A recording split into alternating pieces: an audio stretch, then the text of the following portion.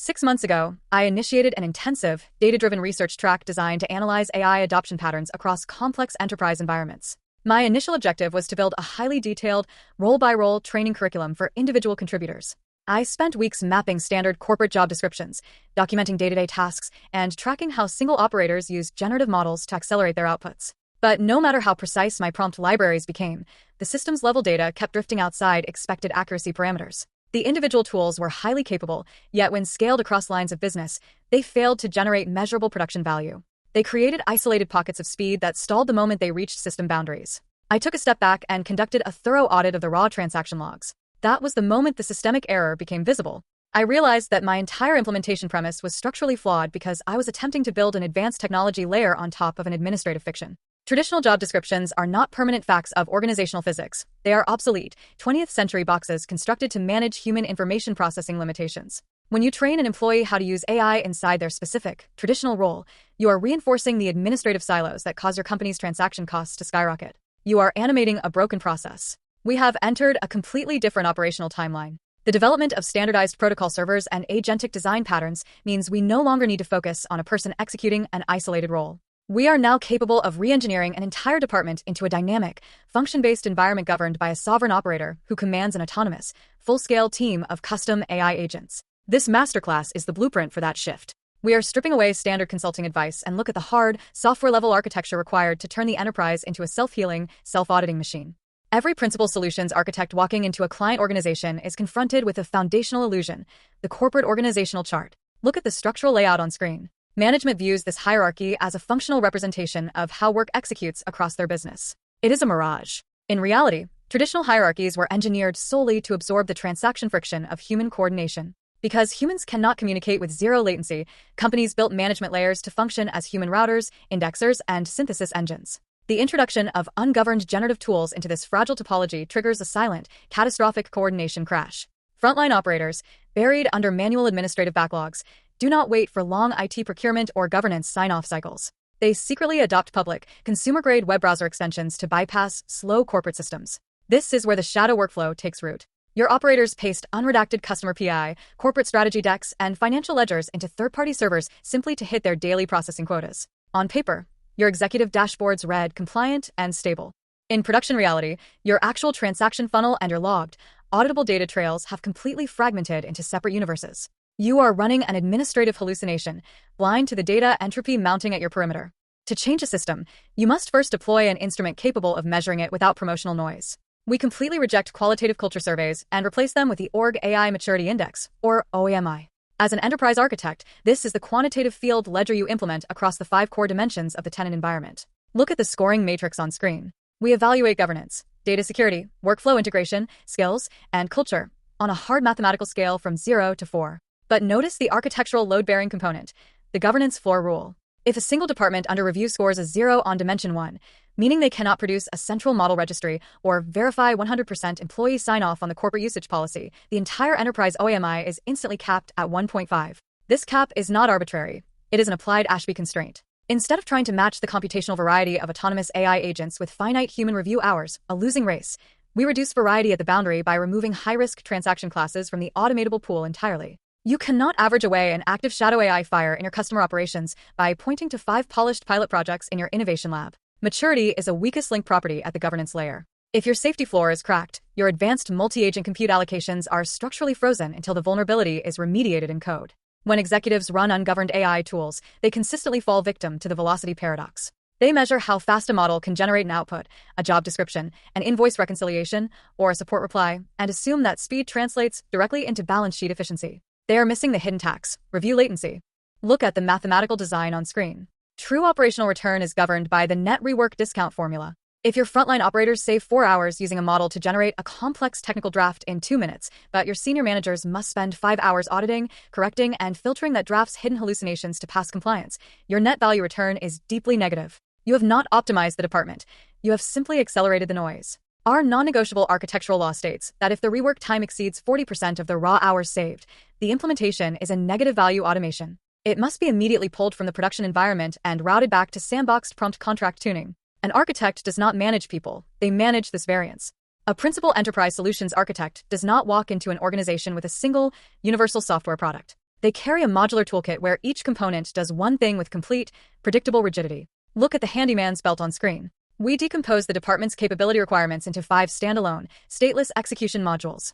The Scout gathers and normalizes external market benchmarks and regulatory changes under strict source whitelists. The archivist connects directly via the model context protocol to internal document repositories, ingesting and structuring legacy files without human data entry. The auditor executes the exact mathematical formulas, the OAMI scores, and the rework discount ratios against raw, time-stamped logs. The verifier runs silently behind them, checking every automated data payload against strict structural schemas before a human eye ever encounters it.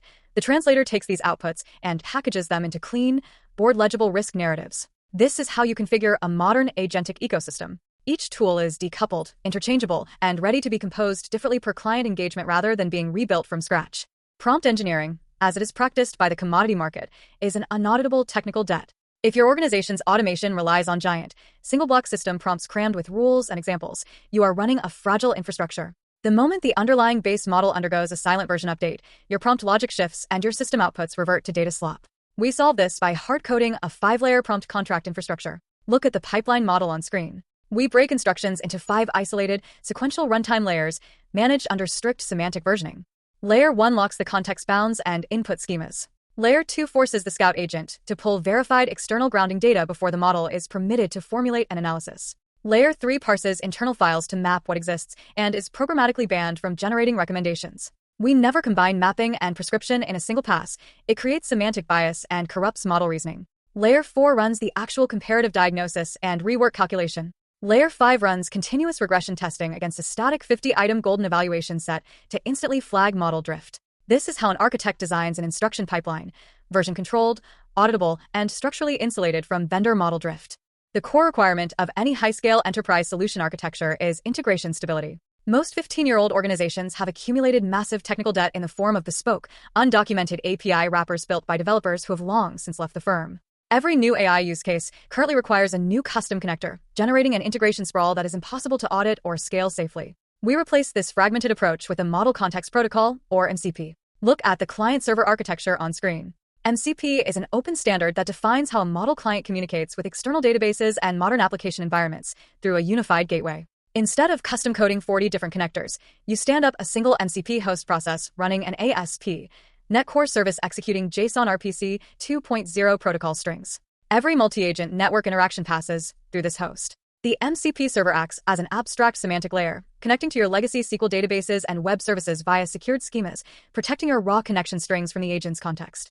Every automated payload is injected with a mandatory data provenance hash, tracking the transaction directly back to its prompt contract version and human accountable owner. You do not rebuild your legacy .NET applications. You wrap them in an unassailable integration grid. To implement AI safely within an enterprise data store, you must execute strict data insulation. The single most common technical implementation error is granting an AI tool call process direct access to relational database tables. That is an existential compliance risk. Look at the SQL script on screen. The principal architect shields the database principal at the database instance layer. The MCP host connection string never points to a raw base table. We construct hand-authored, schema-scoped SQL Server view layers purpose-built for agent consumption, systematically excluding sensitive columns like customer credentials, social security numbers, or internal valuation models. The SQL login bound to the agent process is granted select permissions on the view schema only, with a hard-coded, explicit deny select on the underlying base tables. Connection string keys are completely decoupled from application configuration files. They are retrieved dynamically from Azure Key Vault via signed identity tokens at process startup, entirely outside the agent's view. The model never manages credentials. It invokes a named tool with structured parameters, and the data replication layer executes the transaction safely server-side.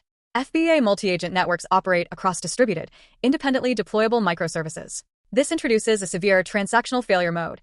An execution agent initiates a multi-step workflow across separate networks. One step encounters a database timeout or a compliance block mid-chain, and the system is left in a partially committed, unauditable state with no native ACID boundary to roll back against. We mitigate this risk by deploying the Orchestrated Saga pattern. Look at the .NET State Machine engine on screen. We completely reject choreographed sagas, where services react to events without centralized coordination because they erase the single point of human accountability our governance model demands. We build a dedicated Saga orchestrator class using frameworks like mass transit. Every forward agent action is mapped to a discrete step and programmatically bound to a compiled compensating activity, at declaration time. This is enforced at the CI/CD pipeline level via a static analysis rule scanning for orphaned activities. If step 3 fails, the orchestrator automatically intercepts the exception, executes the compensating activities backward, and restores your database to a clean baseline state. An agent is never permitted to execute an action the system cannot structurally undo.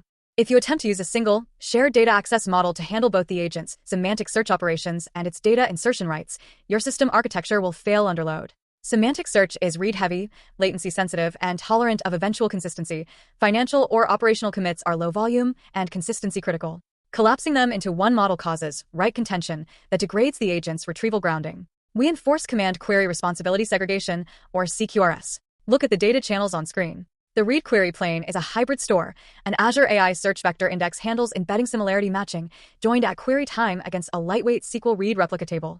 Read handlers never touch the write DB context. They run on a separate connection pool and scaling policy. The write command plane processes agent actions strictly as commands routed through a validation pipeline behavior. Commits write to a local outbox table within the same database transaction, asynchronously relayed to adjacent read replicas by a background.NET hosted service. We stabilize long-running conversation memory across these stateless web APIs by implementing a two-tier context store. A distributed Redis cache preserves the recent turn-by-turn buffer, while an Azure Cosmos DB instance houses the long-term episodic history. When the Redis cache hits a token count threshold calculated via Microsoft ML tokenizers, an automated loop summarizes the oldest turns and writes the payload to Cosmos DB, keeping your memory footprint optimized and secure. Text-based prompt instructions are a fragile governance illusion. If your risk mitigation strategy consists of telling a model, do not alter financial ledgers without permission, you have built a system that is fundamentally unsafe. In an enterprise architecture framework, prompt confidence is never an authorization input. Governance must be hard-coded directly into the system's permission topology at the API gateway proxy layer. This is a direct application of Ashby's law of requisite variety. A control system cannot safely govern an agentic environment by merely adding human review hours to chase expanding computational variety. We implement the Autonomy Ceiling pattern. Look at the XML gateway policy on screen. The purpose is variety reduction. High-risk transaction classes are removed from the automatable pool entirely, rather than left available for agents and then chased with after-the-fact human review. Every agent active within the corporate tenant authenticates as its own distinct service principal via an Azure AD app registration, carrying a token-level signed JWT claim, agent, autonomy_tier. An agent cannot elevate its own tier at runtime under any prompt condition.